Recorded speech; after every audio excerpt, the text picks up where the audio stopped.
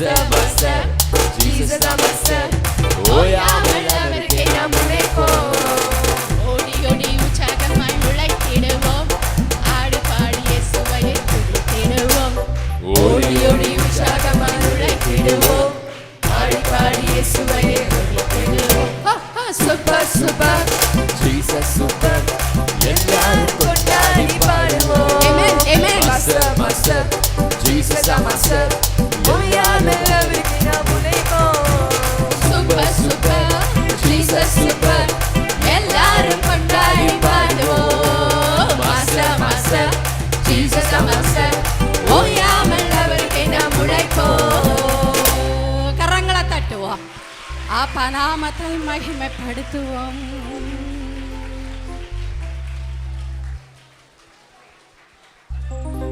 ஹல்லேலூயா.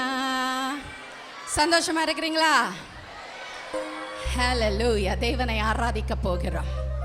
அவர் பேசுகிறவராய் இருக்கிறார். உன்னோடும் என்னோடும் பேசுகிற தேவன். எத்தனை பேர் ஆண்டவருடைய சத்தத்தை கேட்க நான் வந்திருக்கிறேன் சொல்லுறீங்க? எங்க அப்பா சத்தத்தை கேட்க நான் வந்திருக்கிறேன். ஓ ஹல்லேலூயா. பேசுகிறவரே ஆராதனை, பலன் தரும் தேவனே ஆராதனை. பேசுகிறவரே ஆராதனை, பலன் தரும் தேவனே ஆராதனை.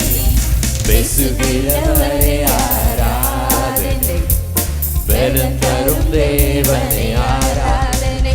பரிசுத்தரே ஆராதனை, பரியானவரே ஆராதனை.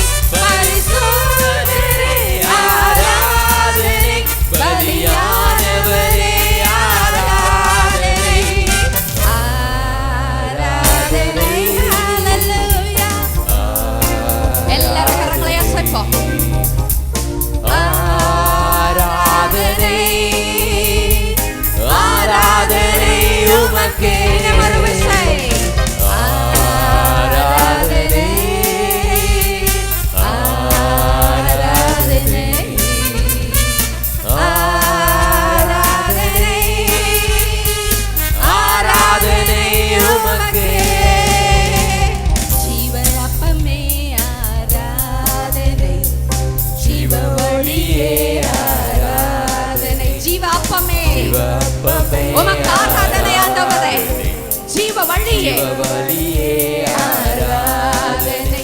ஜீவ ஒளியே, ஜீவநதியே, ஜீவ கன்மாலையே ஆராதனை. ஜீவ ஒளியே, ஜீவநதியே, ஜீவ கன்மாலையே ஆராதனை. ஆராதனை. ஹல்லேலூயா. ஆராதனை. ஹல்லேலூயா. ஆராதனை, ஹல்லேலூயா. ஆராதனை உமக்கே. இன்னும் ஒரு விசை. ஆராதனை. ஹல்லேலூயா. ஆராதனை, கரங்களை அசைத்து, கரங்களை அசைத்து அப்பாவை ஆராதனை செலுத்துவோம். ஆராதனை உமக்கே. யெகோவா ஷாலோம். யெகோவா ஷாலோம், எங்கள் சமாதானமே. யெகோவா நிசி எங்கள் வெற்றி கொடி. சொல்லுவாங்க. யெகோவா ஷாலோம், எங்கள் சமாதானம். யெகோவா நிசி, யெகோவா நிசி எங்கள் வெற்றி கொடி. யெகோவா ரூவா, ரூவா எங்கள் மேய்ப்பர். மேய்ப்பரே. யெகோவா ரப்பா, எல்லாம் பார்த்துக் கொள்வீர். யெகோவா ரூவா, எங்கள் மேய்ப்பரே. யெகோவா எல்லாம் பார்த்துக் கொள்வீர். கரங்களை. ஆராதனை. ஹல்லேலூயா. ஆராதனை,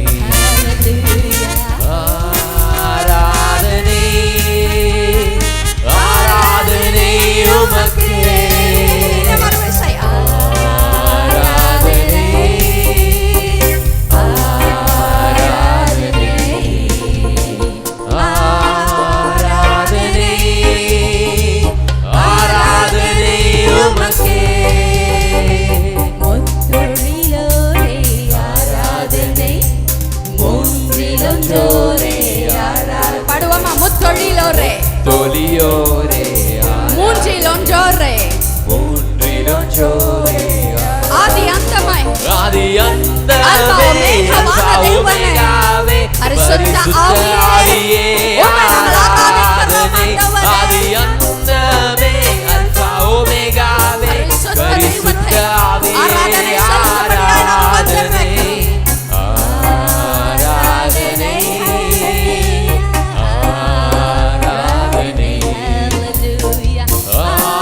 ஆராதனை ஆராதனை உமக்கே சர்வமா எல்லாரும் சேர்ந்து ஆராதனை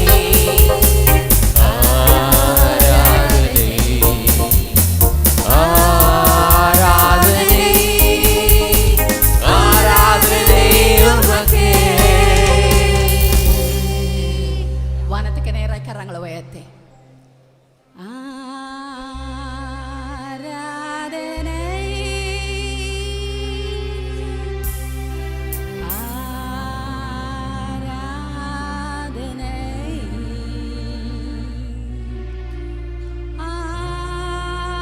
ஆராதனை ஆராதனை ஆராதனை உமக்கே.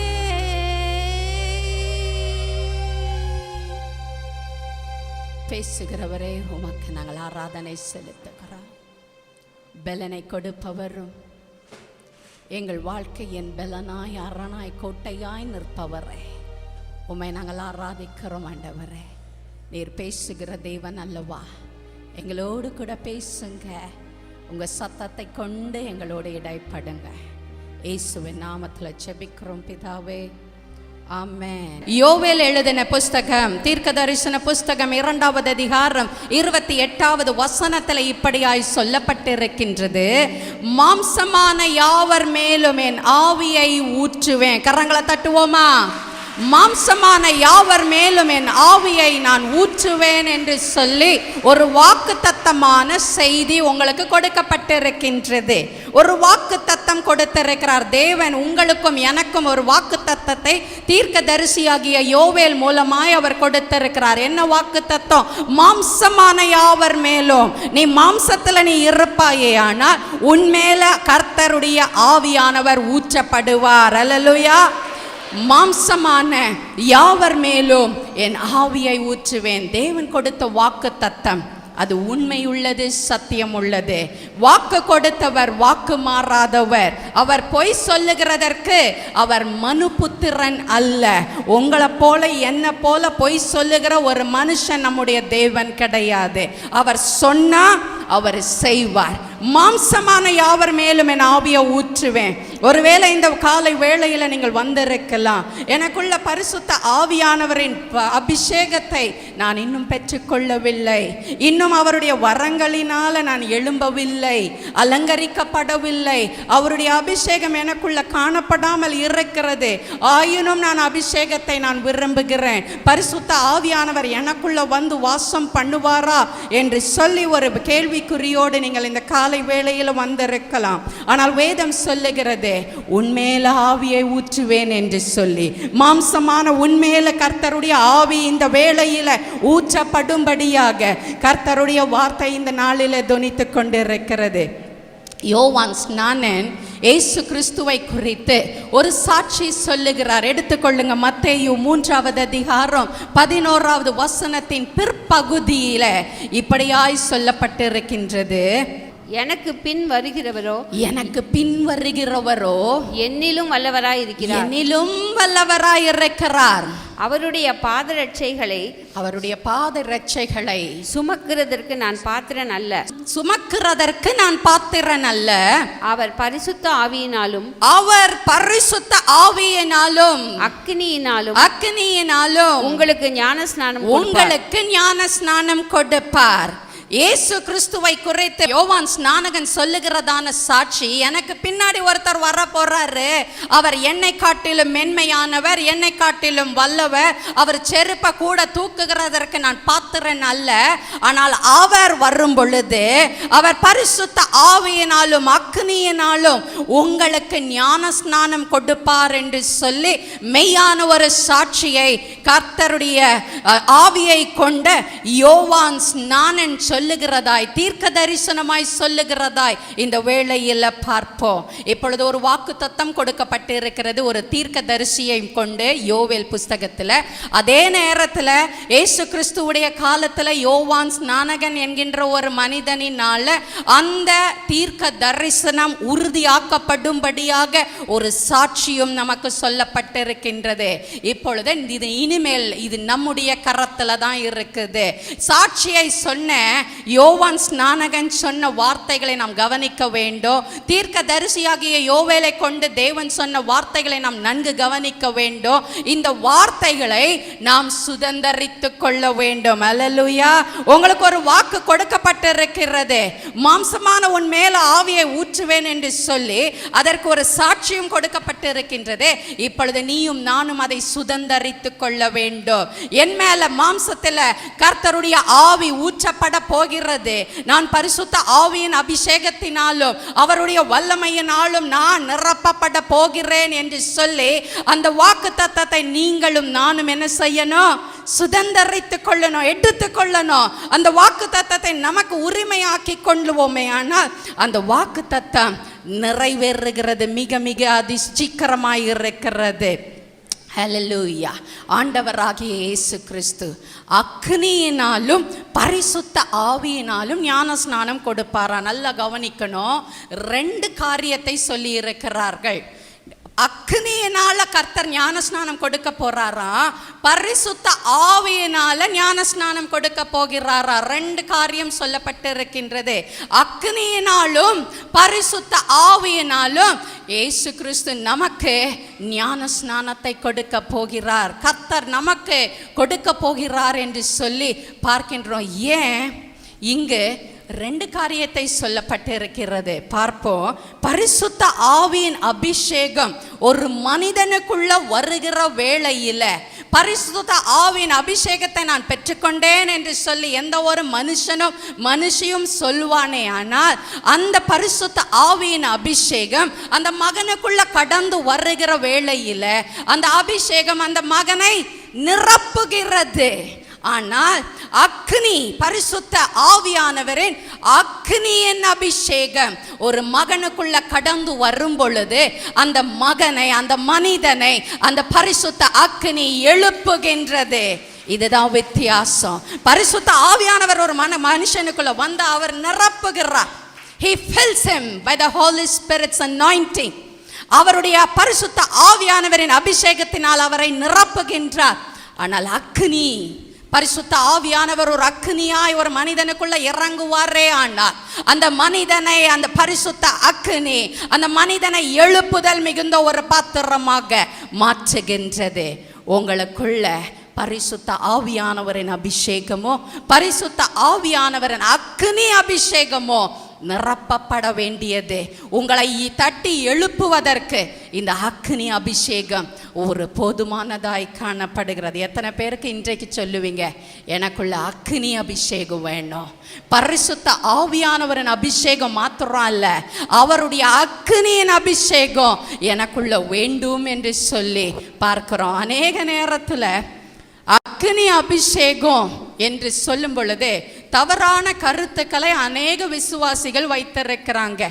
என்னவோ அக்னி அபிஷேகம்னா வானம் திறக்கப்படுகிறதை பார்க்கிறதாகவும், அங்கிருந்து ஒரு அக்னி பந்தம் மேல இருந்து வந்து நம்ம சரீரத்துல விழுகிறதாகவும், அந்த அக்னி நம்மை பற்றி எரிய செய்கிறதாகவும் தவறாய் கருத்து வைத்திருக்கிறாங்க. நான் கூட அப்படித்தான் அநேக ஆண்டுகளுக்கு முன்பதாக அக்னி அபிஷேகம் அப்படின்னா என்னவோ ஒரு நெருப்பு நம்ம மேலே வந்து விழும், அந்த நெருப்பு நம்மளை அப்படியே பட்சிக்கும், அந்த நெருப்பு நம்மளை சுட்டி எரிக்கும், அந்த நெருப்பை நம்மளால தாங்க முடியாது என்று சொல்லி நானும் கூட ஒரு கிறிஸ்தவளாய் தவறான கருத்தோடு தான் கூட இருந்தேன். ஆனால் இந்த வேத புத்தகத்தை நான் வாசித்து கொண்டிருந்த வேளையில் கர்த்தருடைய ஆவியானவர் அக்கினியின் அபிஷேகம் என்றால் என்ன என்று சொல்லி எனக்கு அவர் தெளிவாய் காண்பித்தார். எப்படி அக்கினி அபிஷேகம் ஒரு மனிதனுக்குள்ள நிரப்புகின்றது, எப்படி ஒரு அக்கினி அபிஷேகம் ஒரு மனிதனை எழுப்புகின்றது என்று சொல்லி கர்த்தருடைய ஆவியானவர் எனக்கு தெளிவாய் கற்றுக் கொடுத்தார்.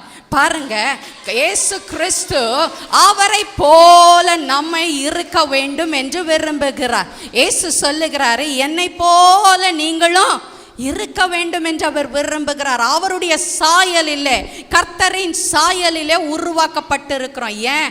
அவருக்கு ஆசை அவருடைய பிள்ளைகள் அவரை போல இருக்க வேண்டும், அவருடைய சாயலிலே. அதனால தான் அவர் உருவாக்கி இருக்கிறார். இயேசு பரிசுத்தமாய் இருந்ததை போல நாமும் கூட பரிசுத்தமாய் இருக்க வேண்டும் என்று சொல்லி இயேசு கிறிஸ்து அவர் விரும்புகிறவராய் இருக்கிறார். இயேசு கிறிஸ்துக்குள்ள காணப்பட்டதான சுபாவங்கள், அவருக்குள்ள அன்பு காணப்பட்டது, அவருக்குள்ள மன்னிப்பு காணப்பட்டது, அவருக்குள்ள பொறுமை காணப்பட்டது, அவருக்குள்ள அடக்கம் காணப்பட்டது, அவருக்குள்ள வல்லமை காணப்பட்டது, அவருக்குள்ள ஜீவ வார்த்தை காணப்பட்டது. அவருக்குள்ள இருந்ததான சுபாவங்கள் தம்முடைய பிள்ளைகளாகிய உங்களுக்கும் எனக்குள்ளும் காணப்பட வேண்டும் என்று சொல்லி இயேசு கிறிஸ்து அவர் விரும்பினதாக வேதம் அழகாய் சுட்டி காண்பிக்கின்றது. ஆதலால் தான் அவர் ஜெபிப்பதற்கு கூட நமக்கு கற்றுக் கொடுத்தார். எப்படி ஜெபிக்க வேண்டும்?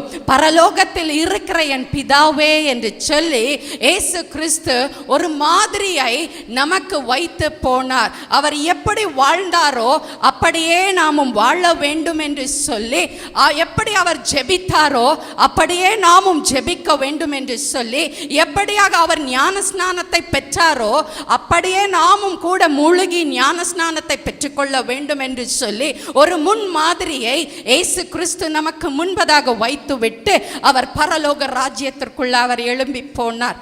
ஆம் பிரியமானவர்களே, 2 வசனத்தை உங்களுக்கு முன்பதாக வைக்கிறேன். அவரை போல நாம் மாற வேண்டும், அவரை போல நாம் ஜீவிக்க வேண்டும், அவரை போல பரிசுத்தமாக வேண்டும், அவரை போல ஊழியம் செய்ய வேண்டும், அவரை போல வல்லமையான காரியங்களை செய்ய வேண்டும், அவரை போல அற்புதங்களை செய்ய வேண்டும், அவரை காட்டிலும் மேலான அற்புதங்களை தம்முடைய ஜனங்கள் செய்ய வேண்டும் என்பதற்காகவே இயேசு கிறிஸ்து அவர் பரிசுத்த ஆவியினாலும் பரிசுத்த அக்கினியினாலும் உங்களையும் என்னையும் நிரப்பிக்கொண்ட அவர் வல்லவராய் இருக்கிறார். இன்றைக்கு நீங்கள் சொல்லலாம், நான் இயேசுவை போல மாற வேண்டும், நான் இயேசுவை போல ஜீவிக்க வேண்டும், இயேசுவின் சுபாவங்கள் எனக்குள்ள வர வேண்டும், இயேசுவை போல நான் ஊழியம் செய்ய வேண்டும், இயேசுவை போல நான் வல்லமையான காரியங்களை செய்ய வேண்டும், இயேசுவை போல நான் அற்புதங்களை செய்ய வேண்டும், இயேசுவை காட்டிலும் மேலான அற்புதங்களை நான் செய்ய வேண்டும் என்று நீங்கள் சொல்லுவீர்களே, ஆனால் பரிசுத்த ஆவியானவரின் ஞான ஸ்நானத்தையும் பரிசுத்த ஆவியானவரின் அக்கினியின் அபிஷேகத்தையும் இந்த காலை வேளையில நீங்களும் நானும் பெற்றுக்கொள்ள வேண்டியது அவசியமாய் இருக்கிறது. கரங்களை தட்டுவோம், எங்க அப்பாவை மகிமைப்படுத்துவோம். 2 வசனத்தை உங்களுக்கு முன்பதாக நான் வைக்க விரும்புகிறேன். ஏசாயாவுக்கு திருப்பிக் கொள்ளுங்க, 10வது அதிகாரம் 17வது வசனத்தை நான் வாசிக்கிறேன். இஸ்ரவேலில் ஒளியானவர், இஸ்ரவேலில் ஒளியானவர் அக்கினியும் அதன் பரிசுத்தர் அக்கினி ஜுவாலையும் ஆக்கி. கர்த்தரை குறித்து வார்த்தை சொல்லுகிறது, இஸ்ரவேலில் ஒளியானவர். தெய்வத்தை குறித்து, கர்த்தரை குறித்து சொல்லுகிறது, அவர் ஒளியானவர், அக்கினியும் அதன் பரிசுத்தர் அக்னி ஜுவாலையுமாகி என்று சொல்லி போடப்பட்டிருக்கின்றது. இங்கு சொல்லப்பட்ட வார்த்தை கர்த்தரை குறித்து பேசுகின்றது. அந்த ஒளியானவர் அக்னியாய் இருக்கின்றதான், அந்த பரிசுத்த அக்னி ஜுவாலையாய் அவர் காணப்படுகின்றார். இப்பொழுது திருப்பிக் கொள்ளுங்க, ஒபதியாவின் புஸ்தகம் 1வது அதிகாரம் 18வது வசனம் உங்களுக்கு ஒப்பிட்டு நான் காண்பிக்க விரும்புகின்றேன். ஒபதியா 1:18. யாக்கோபின் வம்சத்தார் அக்கினியும் யோசேப்பின் வம்சத்தார் அக்கினி ஜுவாலையுமாய் இருப்பார்கள். அக்கினி ஜுவாலையுமாய் இருப்பார்கள். இப்ப பாருங்க, முதலாவது வசனம் இஸ்ரவேலின் தேவனை குறித்து சொல்லப்பட்டிருக்கின்றது. இஸ்ரவேலின் ஒளியானவர் அக்கினியோ, அவர் அதன் பரிசுத்தர் அக்கினி ஜுவாலையுமாய் இருக்கிறார். நான் முன்னமே சொன்னேன், இயேசு கிறிஸ்து தம்மை போலவே தம் ஜனங்கள் இருக்க வேண்டும் என்று விரும்புகிறார். தாம் பரிசுத்தமாய் இருப்பதை போல தம் ஜனங்கள் பரிசுத்தமாய் இருக்க வேண்டும் என்று விரும்புகிற தேவன் இப்பொழுதும் சொல்லுகிறாரு, யாக்கோபின் வம்சத்தார் அக்கினியோ, யோசேப்பு வம்சத்தார் அக்கினி ஜுவாலையுமாய் இருப்பார்கள். உங்களை பார்த்து, என்னை பார்த்து, ஆவிக்குரிய இஸ்ரவேலர்களாகிய உங்களை பார்த்து சொல்லுகிறாரு, யாக்கோபின் வம்சத்தார் அக்னியாய் இருக்கணுமா, யோசேப்பின் வம்சத்தார் அக்னி ஜுவாலையாய் இருக்கணுமா. பாருங்க, அவரை போல, அவர் அக்னியாய் இருப்பதை போல, அவர் பரிசுத்த அக்னி ஜுவாலையாய் இருப்பதை போல நீங்களும் நானும் அக்னியாய் எழும்ப வேண்டும். அக்னி ஜுவாலையாக அவருக்காக எழும்பி பிரகாசிக்க வேண்டும். அநேக ஊழியங்களையும் அநேக அற்புதங்களையும் அவருடைய அக்னி ஜுவாலை நம்மை நிரப்புகிறபடியால் நம்மை எழுப்புதல் மிகுந்த பாத்திரமாக அவர் எழுப்ப வேண்டும் என்று சொல்லி அவர் விரும்புகின்றார். ஆதலால் தான் அவர் பரிசுத்த ஆவியின் அபிஷேகத்தினாலும் அவர் பரிசுத்த அக்னியினாலும் ஒவ்வொரு மனிதனையும் அவர் நிரப்ப வேண்டும் என்று விரும்புகிறார். தாகமுள்ளவன் மேல என் ஆவியை ஊற்றுவேன் என்று சொன்னார். வறண்ட நிலத்தின் மேல என் தண்ணீரை ஊற்றுவேன் என்று சொன்னவர்.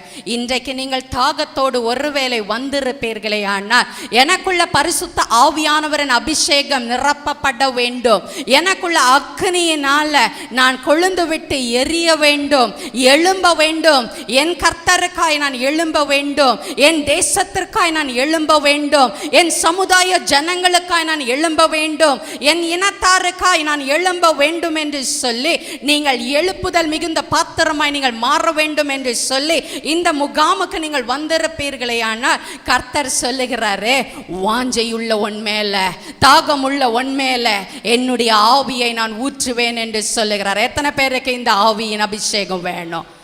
ஏற்கனவே பெற்றவங்க கூட இன்றைக்கு அனல் மூட்டி எழும்ப போறீங்க. இன்னும் பெரிய பெரிய காரியங்களை கர்த்தருக்காக நீங்கள் செய்வதற்காக கர்த்தர் உங்களை எழுப்புதல் மிகுந்த ஒரு பாத்திரமாக அவர் எழுப்புகின்றார். இருதயத்தின் வாஞ்சையை கர்த்தர் பார்க்கிறார். உன் இருதயத்தில் வாஞ்சை எப்படி இருக்கிறது? உன்னுடைய தாகம் எப்படி இருக்கிறது? உனக்குள்ள இருக்கிற வாஞ்சை, அவருடைய அபிஷேகத்தை நீ உடனடியாக பிடித்து கொள்ள வேண்டும் என்று சொல்லி நீ வாஞ்சையோடு காத்திருக்கிறாயா? அதுதான் முதல்ல முக்கியம். அநேகர் சொல்லலாம், எங்க சபைக்கு நான் போறேன், ஆனா ஆவியின் அபிஷேகத்தை குறித்து எங்களுக்கு சொல்லவில்லை, அபிஷேகத்தை நான் பெற்றுக்கொள்ள வேண்டும் என்று தான் நான் விரும்புகிறேன், ஆனாலும் எனக்குள்ள அபிஷேகம் காணப்படவில்லை, எனக்குள்ள பரிசுத்த ஆவியானவர் நிரப்பப்படவில்லை, ஏன் சிஸ்டர் என்று கேட்பாங்க. நான் சொல்லுவேன், நீ செல்லுகிற ஆலயம் ஒரு தவறான ஆலயம் அல்ல. நீ செல்லுகிற சபை, எல்லா சபையும் நல்ல சபை, எல்லா ஆலயம் ஆலயங்கள் எல்லாம் நல்ல ஆலயங்கள் தான். ஆனா உன்னுடைய இருதயத்திற்குள்ள இருக்கிற வாஞ்சையை கர்த்தர் அறிவார். உனக்குள்ள இருக்கிற தாகத்தை கர்த்தர் அறிவார். உனக்குள்ள அதிகமான தாகம் இருக்குமே, ஆனால் உனக்குள்ள பரிசுத்த ஆவியானவர் அளவில்லாமல் இறங்குவார், பரிசுத்த அக்னி அளவில்லாமல் ஊற்றப்படும். உன்னை ஒரு எழுப்புதல் மிகுந்த பாத்திரமாக அவர் பயன்படுத்துவார். ஹல்லேலூயா. என்னுடைய 20வது வயதுல திருமணமான உடனே ஜீசஸ் கால்ஸ் நடத்தினதான கோயம்புத்தூர் காருண்யா யூனிவர்சிட்டியில் வருடாந்தோறும் அவர்கள் நடத்தி வருகிறதான பவர் மினிஸ்ட்ரியில் தான் போய் நான் பரிசுத்த ஆவியானவரின் அபிஷேகத்தை நான் பெற்றுக்கொண்டேன். ஆயிரக்கணக்கான ஜனங்கள் அந்த முகாமில் கூடியிருக்கிறார்கள். நானும் கூட பரிசுத்த ஆவியானவரை நான் பெற்றுக்கொள்ள வேண்டும் என்று சொல்லி என் உள்ளமெல்லாம் தாகத்தோடு காத்து கொண்டிருந்தது. என்னுடைய நாட்கள் எல்லாம் காத்து கொண்டிருந்தது. என்றைக்கு பரிசுத்த ஆவியானவர் எனக்குள்ள வருவார், என்றைக்கு அந்த அக்னி எனக்குள்ள இறங்கும், என்றைக்கு நானும் அனல் முட்டப்பட்ட ஒரு ஊழியக்காரியாக நான் மாறுவேன் என்ற ஒரு தாகம் எனக்குள்ள இருந்ததை கர்த்தர் பார்த்தாரு. ஆயிரக்கணக்கான ஜனங்கள் அங்க முழங்கால் படியிட்டு கொண்டிருக்கிறாங்க. நம் மூளையில ஒரு இடத்துல முழங்கால் படியிட்டு என் வாஞ்சை என் தாகத்தை கர்த்தரிடத்துல சொல்லி கொண்டிருக்கிறேன், அழுது கொண்டிருக்கிறேன். அப்பா, ஒரே செகண்ட்ல எனக்கு உம்முடைய அபிஷேகத்தை நீர் ஊற்ற வேண்டும் ஆண்டவரே, நீர் ஊற்றுவீரே, நான் உமக்காக எழும்பி பிரகாசிப்பேன் என்று சொன்னதுதான் பரிசுத்த ஆவியானவர். வரங்களினால அவர் என்னை அந்த இடத்துல அந்நிய பாஷையின் முத்திரையோடு கூட அவர் நிரப்பினார். உன் இருதயத்தின் தாகத்தை அவர் அறிகிறவராக இருக்கிறார். உனக்குள்ளே இருக்கிற வாஞ்சை எவ்வளோக்கு எவ்வளோ நீ ஆசையாக இருக்கிறியோ அவ்வளவுக்கு சீக்கிரமா உனக்குள்ள அபிஷேகம் மூட்டப்படும்படியாய், பரிசுத்த ஆவியான் அபிஷேகம் நிரப்பப்படும்படியாய் உன்னை எழுப்புதல் மிகுந்த பாத்திரமாக அது மாற்றுகிறதற்கு ஏதுவாக இருக்கிறது. எதற்காகங்க பரிசுத்த ஆவியானவர் நமக்கு தேவை அப்படின்னு நிறைய பேர் உள்ளத்தில் கேள்விக்குறி இருக்கும். ஏங்க தேவை? நான் பாட்டுக்கு கிறிஸ்தவனாக இருக்கிறேன், நான் கிறிஸ்தவளாக இருக்கிறேன், எனக்கு எதுக்குங்க பரிசுத்த ஆவி தேவை? அதெல்லாம் பெந்தேகோஸ்தேக்காரங்களுக்கு, அதெல்லாம் கையை தட்டி அல்லேலூயா சொல்லுற கும்பலுக்கு. எனக்கு பரிசுத்த ஆவி எனக்கு என்னத்துக்குங்க தேவை அப்படின்னு அநேகர் இந்த நிகழ்ச்சியை பார்த்து கொண்டு இருக்கிறதான அநேகவர் கூட கேள்வியை எழுப்பி கொண்டு இருப்பாங்க. எதற்காக பரிசுத்த ஆவி எனக்கு தேவை, ஏன் நான் பரிசுத்த ஆவியை நான் பெற்றுக்கொள்ள வேண்டும் என்று சொல்லி கேட்கிறதான ஜனங்களுக்கு கர்த்தருடைய வார்த்தை இதோ வந்து கொண்டு இருக்கிறது. ஒரு டம்ளரை எடுத்துக்கொள்ளுங்க. கண்ணாடி டம்ளரை எடுத்து ஒரு டேபிள் மேலே வச்சு அந்த கண்ணாடி டம்ளருக்குள்ள கொஞ்சோண்டு மண்ணை தூக்கி போட்டு, இல்லைன்னா அழுக்க தூக்கி போட்டு, அந்த அழுக்குக்குள்ள நீங்கள் தண்ணியை ஊற்றுனீங்கன்னா அந்த அழுக்கு என்ன ஆகும், அந்த டம்ளர் என்ன ஆகும், அந்த தண்ணி என்ன ஆகும், கொஞ்சம் சொல்லுங்க பார்ப்போமே. டம்ளருக்குள்ள, கண்ணாடி டம்ளருக்குள்ள அழுக்கு இருக்கு. அந்த அழுக்குக்குள்ள இப்போ நீங்கள் என்ன ஊற்ற போறீங்க? தண்ணி ஊற்ற போறீங்க. தண்ணி ஊற்றின உடனே உள்ளே இருக்கிற அழுக்கு அப்படியே கொஞ்சம் கொஞ்சமாக மேலே ஏறி வந்து அது மேலே என்ன செய்யும்? மிதக்கும். அழுக்கு அந்த தண்ணியை நிரப்பி அழுக்காக்கி விடும். சுத்தமான தண்ணியை நீங்கள் ஊற்றினாலும் சரி, அது அழுக்கு நிரம்பினதாய் அது காணப்படும். ஆனால் பாதி டம்ளர் ஊற்றுனீங்க, இல்லைன்னா முழு டம்ளர் ஊற்றிட்டு நிறுத்தினதோடு விடாமல் இன்னும் அதிகமாய் தண்ணியை ஊற்றிக்கிட்டே இருக்கிறீங்கன்னு வச்சுக்கோங்க. அந்த டம்ளருக்குள்ளே தண்ணி ஊற்றிக்கிட்டே இருக்க இருக்க இருக்க உள்ளே இருக்கிற அழுக்கு உள்ளேயே இருக்குமா, அல்லது உள்ளே இருக்கிற அழுக்கு வெளியே கொட்டி வெளியே ஓடிருமா? வெளியே கொட்டி ஓடிரும். தண்ணியை ஊற்றி நிரப்ப தண்ணி நிரம்பி வழிய தண்ணி குபு குபு குபு குபுன்னுட்டு சத்தம் கொடுத்து அங்கே உள்ளே இருக்கிற அழுக்கெல்லாம் வெளியே தள்ளிரும். அது டேபிள் மேலே அந்த தண்ணி டம்ளர் வைக்கப்பட்டு இருந்ததுன்னா அந்த தண்ணி டேபிள் முழுவதையும் நிரப்பிடும், நினைச்சிரும். அதை போல தான் இந்த காலியான பாத்திரம், இந்த பாவம் நிரம்பின இந்த சரீரம், இந்த சரீரத்திற்குள்ள அநேக பாவங்கள் இருக்கிறது. நாம் மாம்சத்தில் ஜனிப்பிக்கப்பட்டபடியா என்னதான் கிறிஸ்தவனா இருந்தாலும், என்னதான் விசுவாசியா இருந்தாலும், என்னதான் ஊழியக்காரியா இருந்தாலும், நமக்குள்ள இருக்கின்றதான ஒரு ஜென்ம பாவங்கள் எப்பொழுதும் உள்ள இருந்து கொண்டே இருக்கும். இந்த பாவங்கள் வெளியே வந்துடணும், இந்த பாவங்கள் கழுவப்படணும், இந்த பாவங்கள் நம்மை விட்டு விலகி போகணும். இதற்காக தான் பரிசுத்த ஆவியானவர் நம்ம மேல ஊற்றப்பட வேண்டியது அவசியமாக இருக்கிறது. அவர் உள்ள ஊற்றப்படுவாரே ஆனால் நம்ம சரீரத்திற்குள்ள இருதயத்தில் இருக்கிற பாவ கரைகள், நம்மளுடைய வாழ்க்கையில் ஆத்மாவில காணப்படுகிறதான பாவமான அழுக்குகள், பாவ கரைகள் எல்லாம் இப்ப பொங்கி பொங்கி பொங்கி பொங்கி இந்த சரீரத்தை விட்டு வெளியே வந்துரும். ஹல்லேலூயா. உன் பாவம் கழுவப்பட வேண்டுமே ஆனா, உனக்குள்ள இருக்கிற அழுக்குகள், உனக்குள்ள இருக்கிறதான உன்னுடைய ஜென்ம சுபாவங்கள் மாற வேண்டுமே ஆனால் நீ அனுதினமும் பரிசுத்த ஆவியானவரினால நீ நிரப்பப்பட வேண்டியது அவசியமாக இருக்கிறது. கரங்களை தட்டுவோமா? ஒரு வறண்ட நிலம் இருக்கிறதுன்னு வச்சுக்கோ. ஒரு வறண்ட நிலம் இருக்கிறது. அந்த வறண்ட நிலம் முழுவதும் அழுக்கா இருக்குது. இப்போ வறண்ட நிலத்துல தண்ணியை ஊத்துறாங்க, இல்ல மழை பெய்யுது. மழை பெய்ய பெய்ய என்ன ஆகும்? வறண்டு போயிருக்கிற நிலம் தண்ணி தேங்கவே தேங்காது. அந்த மழை பெய்ய பெய்ய என்ன செய்யும்? அந்த வறண்ட நிலத்தும் காஞ்சி போய் இருக்கிறதுனால அந்த தண்ணி உள்ள இழுத்து கொண்டே போகும், உரியும். அந்த மண், அந்த பூமி அந்த தண்ணியை தனக்குள்ள இழுத்து கொண்டே இருக்கும். இப்போ கீழே இருக்கிற பூமி, கீழே இருக்கிற மண் தனக்கு வேண்டிய தண்ணியெல்லாம் உறிஞ்சி எடுத்த பிறகு இப்போ மழை பெஞ்சிக்கிட்டே இருந்ததுன்னா அங்கே மேலே இருக்கிற அந்த நிலம், அந்த வறண்டு போன நிலம் இப்போ ஈரமாயிடும். இப்போ ஈரமாக இருக்கிற நிலம் தண்ணி தேங்க ஆரம்பிக்கும்.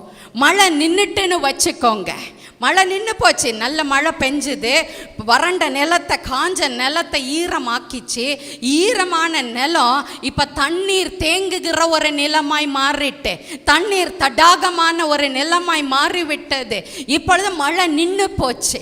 நின்று போனால் அந்த பூமிக்குள்ளே இருக்கிற அழுக்கு, அந்த மண்ணில் இருந்த அழுக்கு மேலே நிற்குமா இல்லை ஓடி போயிருக்குமா? மேலே நிற்கும்.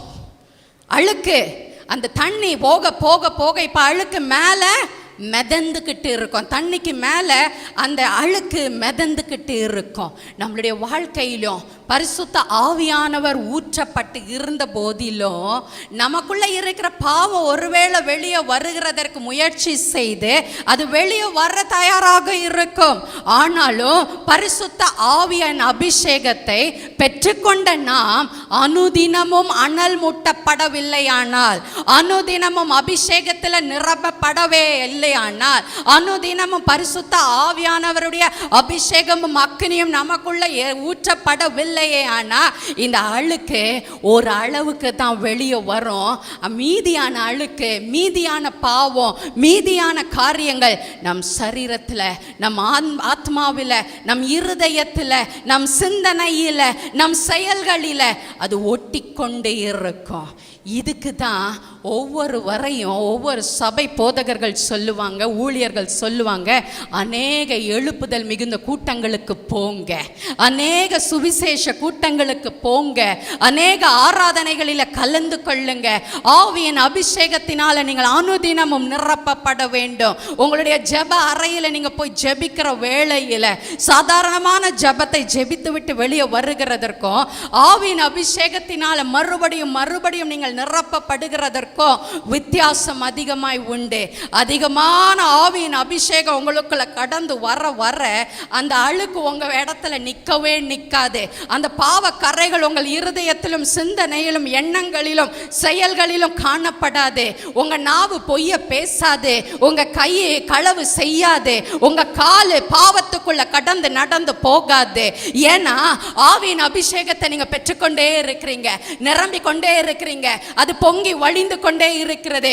உங்க சரீரத்திற்குள்ள ஒரு பாவ கரையும் அந்த பரிசுத்த ஆவியானவரின் அபிஷேகம் ஒருபோதும் அது அலோவ் பண்ணுகிறது இல்லை. அது இருப்பதற்கு அது விடுகிறதே இல்லை. அந்த நிலத்துல தண்ணி தேங்கி நிற்கிற நிலத்துல இன்னும் அதிகமான மழை இனிமேல் பெய்ய துவங்குதுன்னு வச்சுக்கோங்க. அடா விடா மழை பெய்ய துவங்கி கொண்டு இருக்குமே. ஆனால் அந்த அடா விடா மழை பெஞ்சுக்கிட்டே இருக்கும் பொழுது மேலே இருக்கிற அழுக்கெல்லாம் அப்படியே ஓடி கொண்டு போயிடும், அப்படியே விலக்கி கொண்டு போயிடும். அது நீரூற்றாய் மாறும். அந்த பூமி, அந்த நிலம் நீரூற்றாய் மாறி இருக்கிற அழுக்கெல்லாம் கொண்டு வெளியே போய்விடும். அது ஒருபோதும் பாவம், ஒருபோதும் அழுக்கு நிரம்பாத படிக்கு அந்த பரிசுத்த, அந்த மழை, பரிசுத்த ஆவியானவரின் அபிஷேகம் அதை எப்பொழுதும் பரிசுத்தமாய் காத்துக்கொள்ளும். எத்தனை பேருக்கு என் வாழ்க்கை முழுவதும் நான் இயேசுவை போல பரிசுத்தமாய் காணப்பட வேண்டும், இயேசுவை போல சுபாவம் எனக்குள்ள இருக்க வேண்டும், இயேசுவை போல நான் அற்புதங்களை செய்ய வேண்டும். எப்பொழுதும் நான் எழுப்புதலாய் இருக்கணும்னு சொல்லி விரும்புகிறேங்க. வலது கரத்தை உயர்த்தி காண்பியுங்க. கர்த்தர் உங்களை இந்த நாளில் அளவில்லாமல் நிரப்புவார். ஒவ்வொரு நாளும் நிரப்புவார். ஒவ்வொரு நாளும் நீங்கள் பரிசுத்த ஆவியில் நீங்கள் நிரம்பி நீங்கள் ஜெபிக்கும் பொழுது, அந்நிய பாஷையில் நீங்கள் பேசுகிற வேளையில், நீங்கள் நிரம்பி வழிகிற பாத்திரமாய் மாறுகிற வேளையில் உங்கள் வாழ்க்கையில் ஒருபோதும் அழுக்கு ஓட்டவே ஒட்டாது. உங்கள் வாழ்க்கையில் ஒருபோதும் பாவம் ஓட்டவே ஒட்டாது. எந்த ஒரு சாபமும் உங்களிடத்துல நெருங்காது. எந்த ஒரு வியாதியும் உங்களிடத்துல அண்டவே அண்டாது. எந்த ஒரு தீங்கும் உங்க கிட்ட நெருங்கி வராது. எந்த ஒரு ஆபத்தும் உங்களை பின் தொடராது. எந்த ஒரு பிசாசும் உங்க மேல கையை வைக்க முடியவே முடியாது. கரங்களை தட்டுங்க, அப்பாவை மகிமைப்படுத்துங்க. ஏன் கிறிஸ்தவர்கள் சரீரத்தில் வியாதி? ஏன் கிறிஸ்தவங்க வாழ்க்கையில் பாடுகள்? ஏன் கிறிஸ்தவங்க வாழ்க்கையில் உபத்திரவம்? நான் பரிசுத்த ஆவியில் பெற்றுக்கொண்டேன், போதும் சிஸ்டர் எனக்கு. அப்படி நீங்கள் கண்டென்டடாக திருப்தி அடைந்து இருக்கிறபடியா உங்களுக்குள்ள வியாதி சீக்கிரத்தில் வந்து ஒட்டிக்கொள்ளுகிறது. உங்களை பிசாசு தொடுகிறான், உங்களை உபத்திரவம் தாக்குகிறது, உங்களுக்குள்ள அநேக உலக பாடுகள் வந்து எட்டுகின்றது.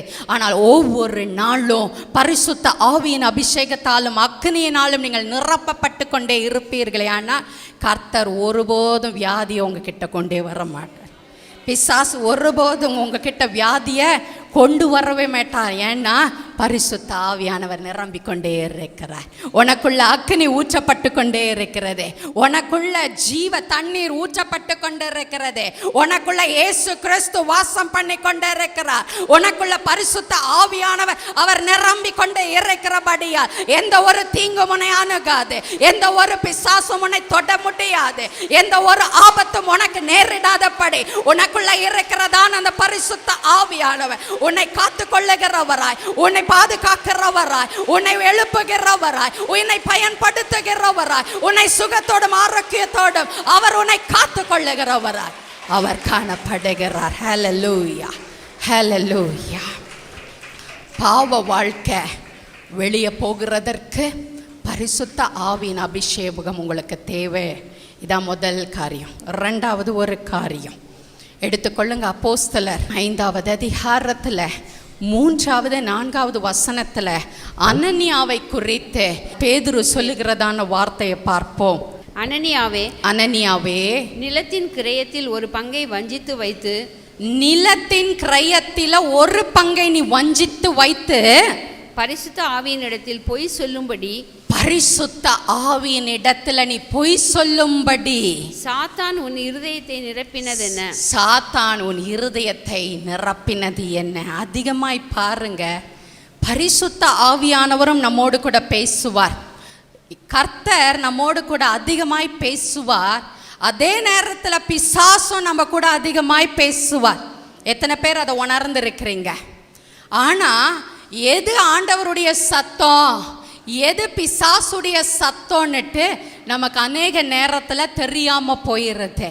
ஆனால் இந்த பரிசுத்த ஆவியானவர் நமக்குள்ள நிரப்பப்படுகிற வேளையில் நமக்கு தெளிவாய் தெரியும், இது பிசாசுடைய சத்தம், இது கர்த்தருடைய சத்தம் என்று சொல்லி. அல்லேலூயா.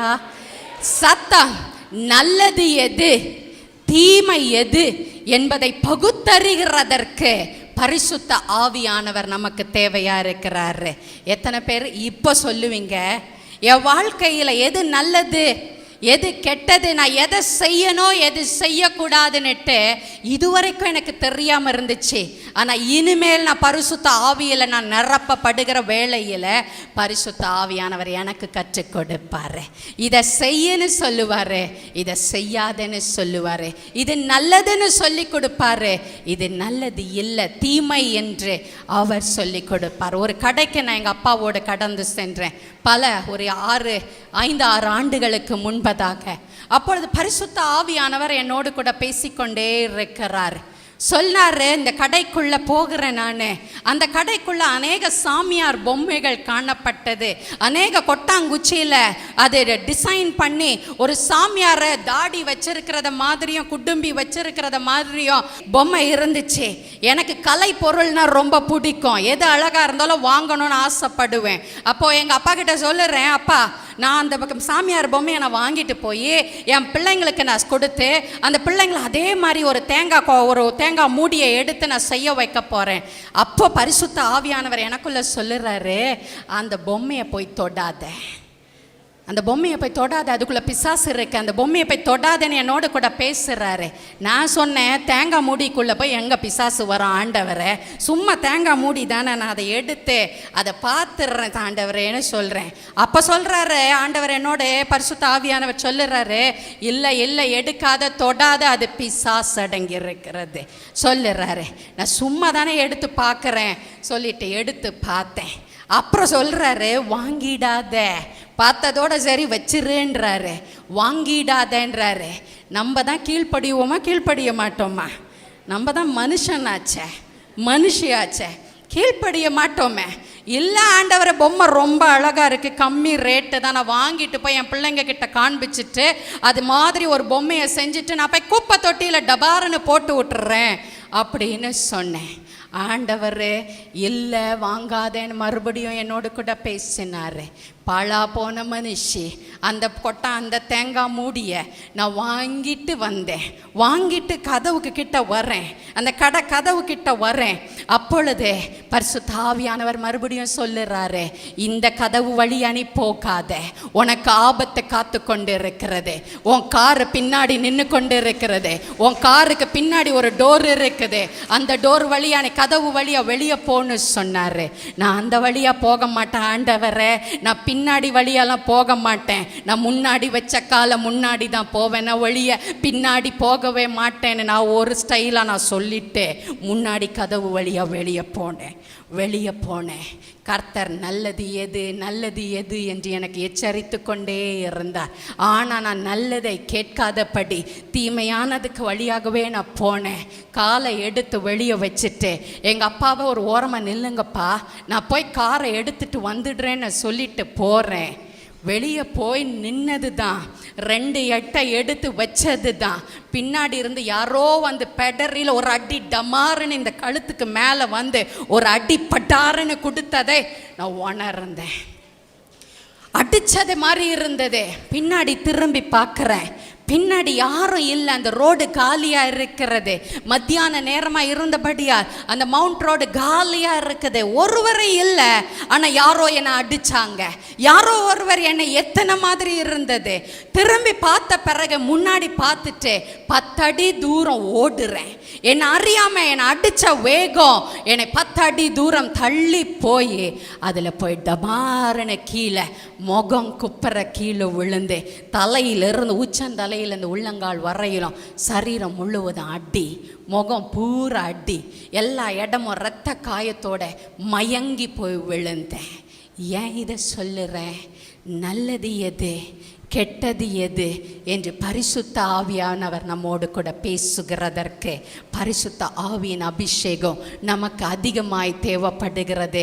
அவருடைய வார்த்தைக்கு நாம் கீழ்ப்படுகிறதற்கு, நன்மை தீமை அறிந்து கொள்ள பகுத்தறியத்தக்கதாக அவர் நம்மை உணர்த்துகிறதற்கு பரிசுத்த ஆவி நமக்கு தேவைப்படுகிறது. 3வது ஒரு காரியத்தை பாருங்க, பரிசுத்த ஆவியானவர் நமக்கு எதற்கு தேவை? அப்போஸ்தலர் 1வது அதிகாரம் 8வது வசனம் சொல்லுகிறது, பரிசுத்த ஆவி உங்கள் இடத்துல வரும் பொழுது நீங்கள் பலன் அடைந்து எருசலேமிலும் யூதேயா முழுவதிலும் சமாரியாவிலும் பூமியின் கடைசி முடிவு பரியந்தமும் எனக்கு சாட்சிகளாயிருப்பீர்கள். பரிசுத்த ஆவியானவர் உங்களுக்குள்ள வருகிற வேளையில், பரிசுத்த ஆவியானவர் எனக்குள்ள வருகிற வேளையில் நாம் இப்போ என்ன ஆக போகிறோம்? பலன் அடைய போகிறோம். நமக்குள்ள பலன் இல்லை சிஸ்டர், பலனற்ற நான் சோர்ந்து போய் வந்திருக்கிறேன், எனக்குள்ள சத்துவமே இல்லை, எனக்குள்ள பலனே இல்லை, நான் ரொம்ப ரொம்ப விரக்தியாய் சோர்ந்து போய் நான் வந்திருக்கிறேன்னு அநேகர் சொல்லி கொண்டு இருக்கக்கூடும். ஆனால் பரிசுத்த ஆவியானவர் உங்களுக்குள்ள கடந்து வருகிற வேளையில் நீங்கள் பலனுள்ள பாத்திரங்களாய் மாறுவீர்கள். பாருங்க, சில மாதங்களுக்கு முன்பதாக நான் ஊழியத்திற்கும் வேலைக்கும் மாறி மாறி ஓடிக்கொண்டு அலைந்தது நிமித்தமாய் என் சரீரத்தில் ஒரு சோர்வு, பிசாசானவன் என்னை அதிகமாய் நெருக்குகிறதை நான் ஆவியில் உணர்ந்தேன். என்னால் எதையும் செய்ய முடியல. பள்ளிக்கூடத்திற்கு கிளம்புவேன், ஆனால் கிளம்பி போக முடியாது. கிளம்பி இருப்பேன், நடக்க முடியாது. அப்படியே டயர்டாகி உக்காந்துருவேன். முடியாது, எனக்கு வேலைக்கு செல்ல முடியாது, ஊழியத்துக்கு செல்ல முடியாது. இப்படியான ஒரு சோர்வு என்னை அதிகமாய் தாக்கி கொண்டிருந்தது. என் கணவரை பார்த்து நான் அழுது சொன்னேன், என்னால் முடியவில்லை, என்னால் நடக்க முடியல, எனக்கு ஓட முடியல, எனக்கு ஊழியம் செய்ய முடியல, எனக்கு வேலை செய்ய முடியலைன்னு சொல்லி ரொம்ப அழுதேன். அவர் எனக்காக ஜெபிக்க துவங்கினார். அந்த நேரத்தில் ஒரு சகோதரி இடத்துல ஒரு ஃபோன் வந்தது. என்னோட நல்ல நெருங்கிய ஒரு அன்பான ஒரு சகோதரி, ஒரு நல்ல ஒரு தோழி. நான் நல்லா இருக்கணும், நான் நல்லா வாழணும், நான் நல்லா உயரணும், நான் ஆசீர்வாதமாய் மாறணும் என்று என் மேலும் என் குழந்தைகள் மேலும் என் கணவர் மேலும் என் குடும்பத்தின் மேலும் என் ஊழியத்தின் மேலும் அதிகமாய் கரிசனை உள்ள அன்பான ஒரு சகோதரி அண்ணா நகர்ல இருந்து எனக்கு தொலைபேசியில் பேசினார்கள். அப்பொழுது அந்த சகோதரி கிட்ட சொன்னேன், சிஸ்டர் எனக்கு முடியல, நான் சோர்ந்து போய் இருக்கிறேன், பலன் இல்லாம இருக்கிறேன், எனக்கு என்ன செய்யன்னு தெரியல, ஆனா எனக்காக நீங்க ஜெபிப்பீங்களா என்று சொன்னேன். இந்த பக்கம் என் கணவர் ஜெபித்து கொண்டு இருக்கிறார். அடுத்த பக்கத்துல இருந்து கர்த்தர் அனுப்பின அந்த அருமையான சகோதரி தொலைபேசி மூலமாய் எனக்காக ஜெபித்து கொண்டிருக்கிறார்கள். இருவருடைய ஜெபம் கர்த்தருடைய சமூகத்துக்கு போய் கொண்டிருக்கிறது. நான் கர்த்தர் சமூகத்தில் உட்கார்ந்தவளை அழுறேன், அப்பா எனக்கு முடியலப்பா, எனக்கு பலன் இல்லப்பா, நான் சோர்ந்து போயிருக்கேன்ப்பா, எனக்கு கிளம்ப முடியல, எனக்கு வாழவே இஷ்டம் இல்லை, ரொம்ப சத்துவம் இல்லாம இருக்கிறேன்னு சொல்லி அழுதுகிட்டு இருக்கிறேன். இவங்க ரெண்டு பேரும் ரெண்டு சைடுல எனக்காக ஜெபிக்கிறாங்க. சின்ன ஜெபம் தான் செஞ்சிருப்பாங்க. சாதாரணமாய் குழந்தைகள் ஜெபிப்பதை போல எனக்காக மிகுந்த மனபாரத்தோடு கூட கணவரும் அந்த சகோதரியும் அந்த இடத்துல இருந்து ஜெபித்தாங்க. நம்ப மாட்டீங்க, பரிசுத்த ஆவியின் அபிஷேகம் எனக்குள்ள கடந்து வந்ததை உணர்ந்தேன். அழுது கொண்டு இருக்கிற எனக்குள்ள ஆவியின் அபிஷேகம் ஒரு எலக்ட்ரிக் ஷாக் இறங்குவதை போல ஒரு தேவ பிரசனம் என்னை நிரப்புகிறதை உணர்ந்தேன். அடுத்த நொடி பொழுதுல 20 நிமிஷம் ரெண்டு பேரும் எனக்காக ஜெபித்தாங்க. 21வது நிமிஷம் அந்த சிஸ்டருக்கு நான் நன்றியை சொல்லிட்டு போனை வச்சது தான் என்னுடைய ஓட்டம் மறுபடியும் துவங்கினது. கர்த்தருக்குள்ள நான் பலனடைந்தவளாக பரிசுத்த ஆவியானவர் எனக்குள்ள வந்தபடியா நான் பலனடைந்து நான் எழும்பி ஓட துவங்கினேன். நீ சோர்ந்து போய் வந்திருக்கிறாயா, பலனற்று போய் வந்திருக்கிறாயா, ஐயோ எனக்குள்ள சத்துவம் இல்லையேன்னு சொல்லி கொண்டிருக்கிறாயா? வேதம் சொல்லுகிறது, பரிசுத்த ஆவி உங்களிடத்துல வரும் பொழுது நீங்கள் பலனடைவீங்க, நீங்க சாட்சிகளாய் நிற்பீர்கள், கர்த்தர் உங்களை பலனடைய செய்வார்.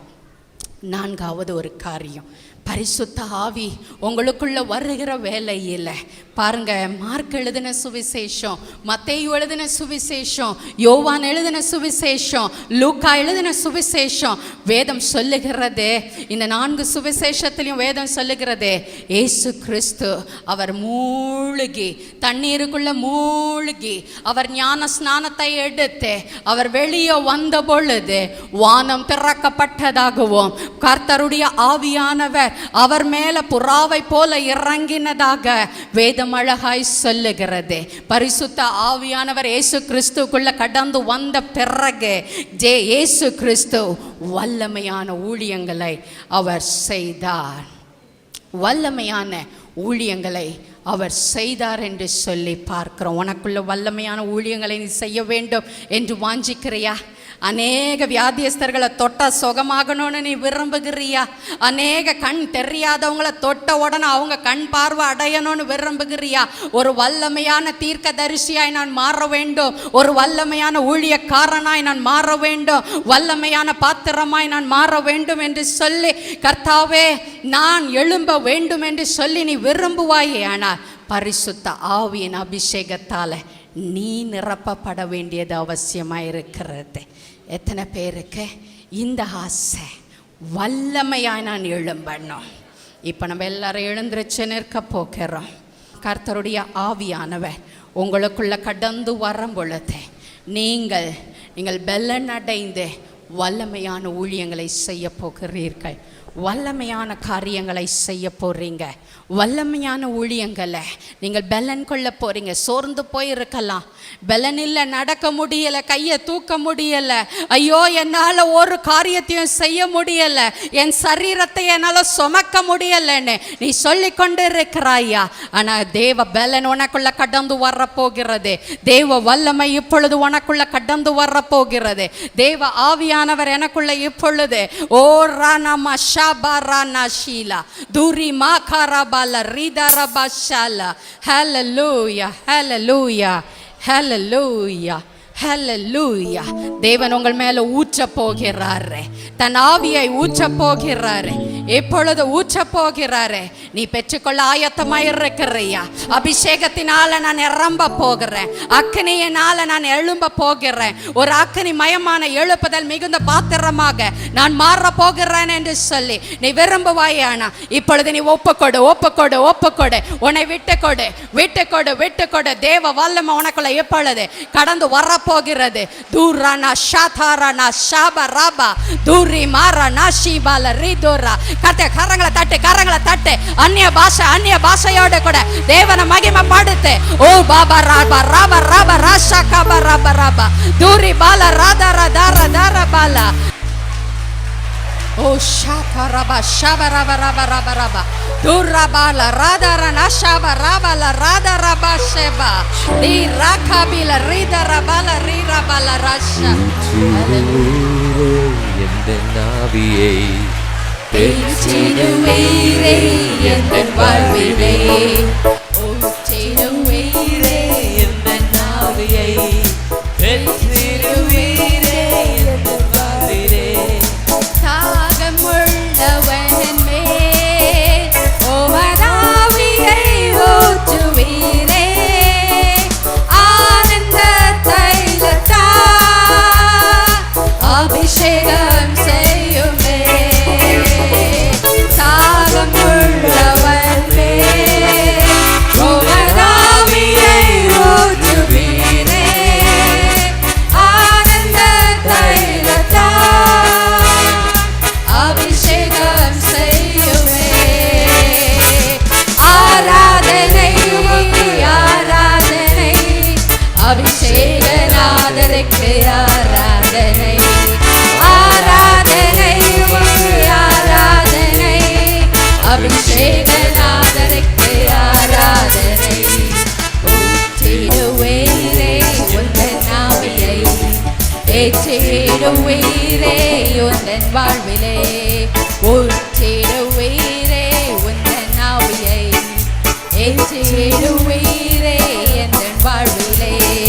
போற்றி போற்றி பாடி உந்தன் நாமத்தை துதித்து பாடி அக்கினியின் வல்லமையால் அபிஷேகம் செய்யுமே. ஸ்தோத்தரிக்கிறோம் ஆண்டவரே, உம்மை நாங்கள் துதிக்கிறோம் அப்பா. நன்றியுள்ள இருதயத்தை விரும்புகிற என் தேவன் பாதத்தில் நன்றியோடு கூட நாங்கள் துதிக்கிறோம். உம்முடைய வார்த்தையின் மூலமாக இப்பொழுதும் நீர் எங்களோடு கூட இடைப்பட்டு இருக்கிறீர். உமக்கு நாங்கள் நன்றி செலுத்துகிறோம் தகப்பனே. இந்த வேளையிலும் இந்த நிகழ்ச்சியை பார்த்து கொண்டிருக்கிறதான உம்முடைய அருமையான பிள்ளைகளுக்காக தகப்பனே உம்மை நோக்கி நாங்கள் ஜெபிக்கிறேன் ஆண்டவரே. கர்த்தர் எல்லாவற்றையும் அறிந்திருக்கிறீர். கர்த்தர் பிள்ளைகளின் உள்ளந்திரியங்களையும் அறிந்திருக்கிறீர். கர்த்தாவே, அவர்கள் குடும்பங்களிலே இருக்கிறதான அப்பா போராட்டங்கள், கர்த்தாவே அவர்கள் குடும்பங்களிலே இருக்கிறதான சமாதான குறைவுகள் கர்த்தர் அறிந்திருக்கிறீர் ராஜா. தகப்பனே, அநேகர் ஆண்டவரே குடும்பத்தில் பிரிந்து வாழ்ந்து கொண்டிருக்கிறார்கள். அந்த பிள்ளைகளுக்காக நான் ஜெபிக்கிறேன். பரிசுத்த ஆவியானவர் அந்த குடும்பங்களுக்குள்ள கர்த்தர் கிரியை செய்வீராக. பரிசுத்த ஆவியானவர் தாமே பிரிந்திருக்கிறதான இருதயங்களின் உள்ளத்தில் கர்த்தர் பேசுவீராக. அவர்கள் கிரியைகளை, அவர்கள் உள்ளங்களிலே கிரியைகளை செய்து ஆண்டவரே இந்த குடும்பம் இணைந்து வாழ, சமாதானத்தை பெற்றுக்கொள்ள பரிசுத்த ஆவியானவர் உதவி செய்வீராக. தகப்பனே, சமாதானத்தை இழந்து தவித்து நிற்கிற உடைய பிள்ளைகளுக்கு தெய்வீக சமாதானத்தை கொடுப்பீராக. உலகம் கொடுக்க முடியாத சமாதானத்தை நான் உங்களுக்கு தருவேன் என்று சொன்னவர், இப்பொழுது உம்முடைய சமாதானத்தையே தாருங்கப்பா. உம்முடைய சமாதானத்தை இந்த குடும்பத்தினர் உள்ளத்துல அனுப்புங்க. பார்த்து கொண்டிருக்கிற ஒவ்வொரு பிள்ளைகள் உள்ளத்துல ஆண்டவரே, என்னோடு இணைந்து ஜெபித்து கொண்டிருக்கிற இந்த பிள்ளைகள் உள்ளத்துல சமாதானம் கர்த்தர் கொடுப்பீராக. ஆறுதலின் தேவனாய் கடந்து வருவீராக. குடும்பத்திற்குள்ள ஒரு தெய்வீக சமாதானம், மனிதனால் எடுக்க முடியாத அந்த சமாதானத்தை கர்த்தர் கொடுப்பீராக. தேவ கரம் இந்த குடும்பத்தில் ஒரு தெய்வீக வல்லமையை அனுப்புவீராக, விடுதலையை அனுப்புவீராக. கர்த்தருடைய பரிசுத்த கரம் தாமே இவர்களை இணைத்து ஒரு சமாதானம் நிரம்பின ஒரு சாட்சியுள்ள வாழ்க்கை வாழ என் தேவன் உதவி செய்வீராக. சரீரத்தில் பாடுகளோடு வியாதியோடு கூட தகப்பனே, மரண தருவாயிலும் கூட தவித்து கொண்டிருக்கிற உம்முடைய அருமையான பிள்ளைகளுக்காக இந்த வேளையில் உம்முடைய முகத்தை நோக்கி நான் கெஞ்சுகிறேன் ஆண்டவரே. மரண படுக்கையில் தவித்து கொண்டிருக்கிற உம்முடைய பிள்ளைகளுக்கு கர்த்தர் ஜீவனை அனுப்புவீராக, நம்பிக்கையை கொடுப்பீராக, விசுவாசத்தை நீர் தட்டி எழுப்புவீராக. உம்முடைய தெய்வீக சுகம் இந்த சரீரங்களுக்குள்ள பாய்ந்து வரும்படியாக நான் ஜெபிக்கிறேன். தெய்வீக விடுதலை இந்த சரீரங்களுக்குள்ள பெற்றுக்கொள்ள கர்த்தர் உதவி செய்வீராக. இப்பொழுதும் இயேசுவின் நாமத்துல சரீரத்திற்கு நான் கட்டளையிடுகிறேன். வியாதி பட்டு மரண படுக்கையில இருக்கிற ஆண்டவரே, இந்த பிள்ளைகளின் சரீரங்களுக்கு நான் கட்டளையிடுகிறேன். இவர்களுடைய ஆண்டவரே சரீரத்திற்கு விரோதமாய், இவர்களுடைய வாழ்க்கைக்கு விரோதமாய், இவர்களுடைய சுகத்துக்கு விரோதமாய் செயல்பட்டு கொண்டிருக்கிற எல்லா சுத்த ஆவிகளையும் இயேசுவின் நாமத்துல நான் சுட்டு எரிக்கிறேன். இயேசுவின் நாமத்துல கட்டுகிறோம். இயேசுவின் நாமத்துல பாதாளத்திற்குள் தள்ளுகிறோம். அற்புதத்தை செய்யுங்க ராஜா. உம்முடைய தெய்வீக சுகம் இப்பொழுது இந்த சரீரங்களுக்குள்ள பாய்ந்து போவதாக. ஒவ்வொரு நபர்களுக்குள்ள இயேசு சுகமளிக்கிற வல்லமை பாய்ந்து வரும்படியா நான் ஜெபிக்கிறேன். கர்த்தர் விடுதலையை கொடுங்க. உம்முடைய கரம் அவர்களை உயிர்ப்பிக்கட்டும். உம்முடைய ஜீவனுள்ள வார்த்தை அவர்களுக்கு ஒரு புதிய ஒரு எழுப்புதல், ஒரு புதிய நம்பிக்கை, ஒரு புதிய சுகம் உண்டாக கர்த்தர் உதவி செய்யுங்க. வியாதியோடு கூட தகப்பனை தவித்து கொண்டிருக்கிற உடைய பிள்ளைகளுக்கு என் தேவன் சுகத்தை கர்த்தர் கட்டளையிடுங்கப்பா. வியாதி எந்த விதத்தில் சரீரத்தை தாக்கி கொண்டிருந்தாலும், பிசாசு அந்த வியாதியை கொண்டு வந்து அந்த பிள்ளைகளை துன்பப்படுத்தி கொண்டிருந்தாலும், என் தேவனுடைய விடுதலை அந்த சரீரங்களுக்குள்ள பாய்ந்து வரும்படியாய் ஜெபிக்கிறேன். உச்சன் தலையிலிருந்து உள்ளங்கால் வரையிலும் நாடி நரம்புகளுக்குள்ள ஆண்டவரே, எலும்புகளுக்குள்ள சதைகளுக்குள்ள கர்த்தருடைய வல்லமை பாய்ந்து வருவதாக. உயிரோடு கிறிஸ்து இயேசுவை எழும்பச் செய்த அதே வல்லமை எப்பொழுதும் இந்த சரீரங்களுக்குள்ள, வியாதிப்பட்டு கிடக்கிற சரீரங்களுக்குள்ள பாய்ந்து வரும்படியாய் நான் ஜெபிக்கிறேன். தெய்வீக விடுதலையை எப்பொழுது கட்டளையிடும். ஒரு சுகம் இவர்களுக்குள்ள உண்டாகட்டும். அற்புதம் நடக்கட்டும். இயேசு இன்றைக்கும் ஜீவிக்கிறார் என்பதை கர்த்தர் உறுதிப்படுத்துவீராக. சாட்சியாக எழும்பச் செய்வீராக. உம்முடைய நாமத்தை மகிமைப்படுத்தி கொள்ளுவீராக. இயேசுவின் நாமத்துல ஜெபிக்கிறோம் எங்கள் நல்ல பிதாவே, ஆமென். விஞ்ஞான் ஊழியம் நடத்தும் இடைவிடாத ஜெபம், நான் ஸ்டாப் பிரேயர். தினமும் மதியம் 12 மணி முதல் 1 மணி வரை தேசத்திற்காக, ஊழியர்களுக்காக, திருச்சபைகளுக்காக திறப்பில் நின்று ஜெபிக்கும் அனுதின ஜெபம். பங்கேற்பீர். விஞ்ஞான் ஊழியங்கள், மந்தவெளி பஸ் டிப்போ அருகில். மேலும் விவரங்களுக்கு 9962623333 என்ற தொலைபேசி எண்ணை தொடர்பு கொள்ளவும். விஞ்ஞான் ஊழியத்தின் ஞாயிறு ஆராதனை சகோதரர் வினித்துடன் சகோதரி வினிதா மற்றும் சகோதரர் ரோஷன் இணைந்து நடத்தும் வல்லமையான துதி ஆராதனையும், போதகர் டி வில்சன் அவர்களின் ஆசீர்வாதம் அளிக்கும் ஜபத்திலும் மற்றும் உங்களை சத்தியத்தின் வழியில் நடத்திட சகோதரி நளினி வில்சன் அவர்களின் தேவ செய்தியும் அளிக்க இருக்கிறார்கள். முதல் ஆராதனை காலை 9:30 மணி முதல் 11:30 மணி வரை நடைபெறும் இடம் number 7 south canal bank road, Mandaveli bus depot அருகில், சென்னை 28. இரண்டாம் ஆராதனை மாலை 6 மணி முதல் 7 மணி வரை நடைபெறும் இடம் வினியாட் ஊழியம், பெத்தேல் நகர், ஈஞ்சம்பாக்கம், சென்னை 115. நீங்கள் அனைவரும் வந்து ஆசீர்வாதம் பெற உங்களை அன்போடு அழைக்கிறோம்.